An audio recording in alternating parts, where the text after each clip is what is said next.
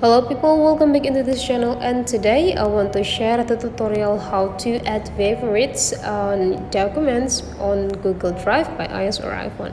So first thing we're going to do is open the Google Drive, and now let's find out which files that we want to add into favorites. You can explore it from home or files.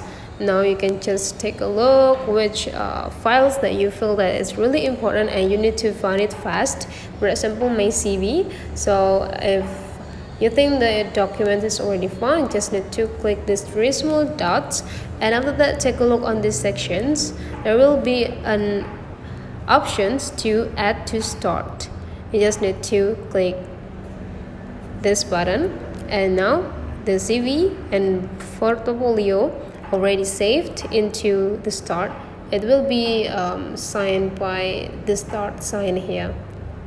And how to check it? If you want to find the important or the start files, you just need to take a look on this site and go click the start, and you already have your files in the start sections. And that's all the way how to add the documents into the start on Google Drive. If you find that this video is really useful for you, don't forget to subscribe into this channel.